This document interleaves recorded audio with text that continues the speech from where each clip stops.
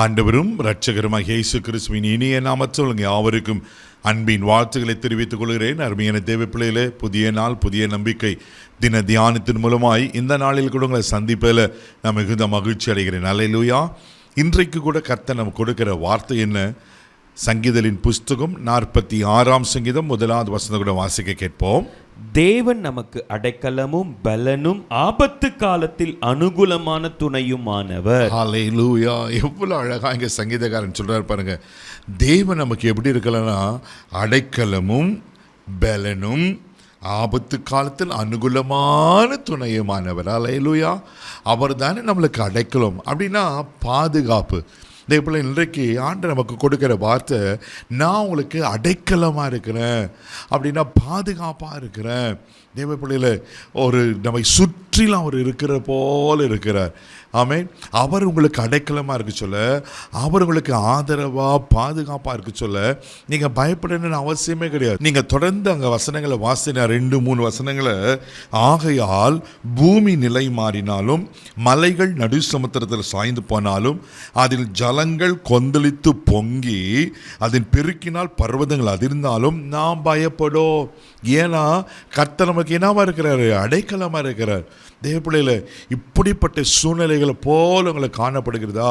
Brother, அவ்வளோதான், என் மகா ஒன்றா செய்கிறதே தெரியலையே, கடலே கொந்தளிக்கிறது போல இருக்குது, ஒருவேளை கலங்கி கொண்டிருக்கீங்களா? பயப்படாதீங்க. உங்களுக்கு ஒரு அடைக்கலமான பாதுகாப்பான உங்களை ஆமென் பராமரிக்கிற உங்கள் ஆண்டவர் இருக்கிறார். உபாகம் புஸ்தகம் 33ஆம் அதிகாரம் 27ஆம் வசனம் கூட நீங்கள் வாசிக்கும் போது அங்கே இப்படியா சொல்லப்பட்டிருக்கோம். வாசிக்க கேட்போம். அநாதி தேவன் உனக்கு அடைக்கலம், அவருடைய நித்திய புயங்கள் உனக்கு ஆதாரம்.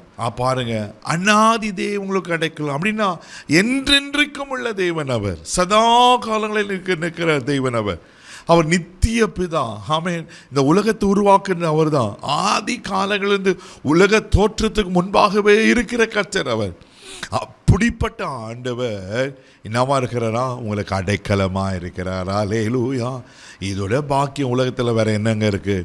உங்களுக்கு யார் அடைக்கலமா ஆதரவா இருக்கிறாங்களோ இல்லையோ, ஒரு இல்லைங்க சொந்த பிள்ளைங்களோ, புருஷனோ, மனைவியோ, பெற்றோர்களோ, நீங்கள் எப்படியெல்லாம் என் பிள்ளைகளை வளர்த்தம் பிரதர், ஒரு வேளை பலர் உங்களுக்கு அடைக்கலமாக ஆதரவாக இல்லாமல் இருக்கலாம்.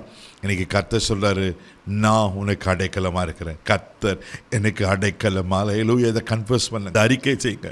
கர்த்தர் அடைக்கலமும் பலனும் ஆபத்து காலத்தில் அனுகூலமான துணையுமானவர். அல்லேலூயா. அதே சங்கீதலின் புஸ்தகம் 9ஆம் சங்கீதம் 9வது வசனம் கூட வாசிக்கும் போது இப்படியாய் சொல்லப்பட்டிருக்கு. வாசிக்க கேட்போம். சிறுமைப்பட்டவனுக்கு கர்த்தர் அடைக்கலமானவர், நெருக்கப்படுகிற காலங்களில் அவரே தஞ்சமானவர். பாருங்க எவ்வளவு அழகா இருக்கு. சிறுமைப்பட்டவனுக்கு கர்த்தர் அடைக்கலமானவரா. உலகத்தில் நெருக்கப்பட்டு சிறுமப்படுத்தப்பட்டு ஒருவேளை உங்களை மக்கள்லாம் ஒடுக்கி இருக்கலாம், சிறுமப்பட்டப்பட்டிருக்கீங்களா தேவ பிள்ளைகள், அப்படின்னா கஷ்டப்படுறீங்களா, நெருக்கப்படுறீங்களா? பயப்படாதீங்க. சிறுமைப்பட்டவனுக்கு அவர் அடைக்கலமாக இருக்கிறாரா. அது மாத்திரம் இல்லாமல் நெருக்கப்படுகிற காலங்களில் அவரே தஞ்சமானவர். ஆமேன். எல்லா நெருக்கத்திலிருந்து நம்மளை விடுவிக்கிற அவர் தானே. அப்போ அவர் நமக்கு அடைக்கலமாக இருக்கும்போது தேவ பிள்ளைகளே, ஆமேன், யாரும் நம்மளை சிறுமைப்படுத்த முடியாது. எத்தனை நெருக்கங்கள் வந்தாலும் அந்த நெருக்கத்திலிருந்து கர்த்தங்களை விடுவிக்கிற தேவனாக இருக்கிறார். என்னாகும் புஸ்தகம் 35ஆம் அதிகாரம் 11ஆம் வசனம் கூட இங்கே வாசிப்பீங்கன்னா அங்கே ஒரு காரியம் சொல்லப்பட்டிருக்கோம். வாசிக்க கேட்போம். கைப்பிசக்காய் ஒருவனை கொன்று போட்டவன் ஓடிப்போய் இருக்கத்தக்கதாக அடைக்கல பட்டணங்களில் சில பட்டணங்களை குறிக்க கடவீர்கள். பாருங்களேன், இங்க மோசைக்கு ஆண்டவர் நியமத்தை கட்டளை கொடுக்கிறார். அடைக்கல பட்டணங்கள் என்று என்ன பண்ண, சில பட்டணங்கள் 6 பட்டணங்கள் இருக்கும். இந்த அடைக்கல பட்டணம் எதுக்குன்னா, ஒருத்தர கை பிசக்க தெரியாமல் கொன்று போட்டனாக்கா அவன் அந்த இரத்தப்பழிக்கு தப்பித்துக்கொள்ளும்படி மறுபடியும் அவன் கொலை செய்யப்படாதபடிக்கு அவன் அடைக்கல பட்டணத்துக்கு போயிட்டான்னா அவன் பாதுகாப்பாக இருப்பான். தேவ பிள்ளையில எப்படி பாருங்களேன். அப்போ ஒரு உலக பிரகாரமான நியமங்களே இவ்வளோ பாதுகாப்பு இருப்பேன்னா, அநாதி தேவன் உங்களுக்கு அடைக்கலமாக இருக்கும்போது, அவருடைய அடைக்கல அடைக்கலமாகிய ஆண்டவரத்தில் நீங்கள் வரும்போது ஒரு சத்துரு உங்கள் மேலே கை போட முடியாது, ஒரு சூழ்நிலை உங்களை மேற்கொள்ள முடியாது. வியாதியோ சரி, பலவீனமோ சரி, எந்த காரியங்களும் உங்களை தொடாதபடி கர்த்தர் பாதுகாத்து கொள்வார். அப்போ ஆண்டவர் என்ன சொல்கிறார்? நான் உனக்கு அடைக்கலமும் கேடகமாக இருக்கிறேன், பயப்படாத. அவர் அடைக்கலத்தில் இருக்கும்போது நீங்கள் சந்தோஷமாக தான் இருப்பீங்க, சமாதானத்தமாக இருப்பீங்க. கண்களை மூடி நம்ம ஜெபிக்கலாம். தகப்பனே, உமக்கு நன்றி சொல்லி உம்மை துதிக்கிறோம், ஸ்தோத்திரப்பா. அநாதி தேவனுக்கு அடைக்கலம் என்று நீர் எங்களுக்கு வாக்கு பண்ணியிருக்கிறப்பா. இந்த அடைக்கலத்தை விட்டால் வேறு யாருப்பா எங்களுக்கு இருக்காங்க. ஆண்டவரே, உமக்கு ஸ்தோத்திரிக்கிற ஆண்டவரே, நீரே எங்களை அடைக்கலமாக இருக்கிறபடி, ஆதரவாக இருக்கிறபடி ஸ்தோத்திரம், பாதுகாப்பாக இருக்கிறபடி ஸ்தோத்திரப்பா. ஆண்டவரே, உமக்கு நன்றியப்பா.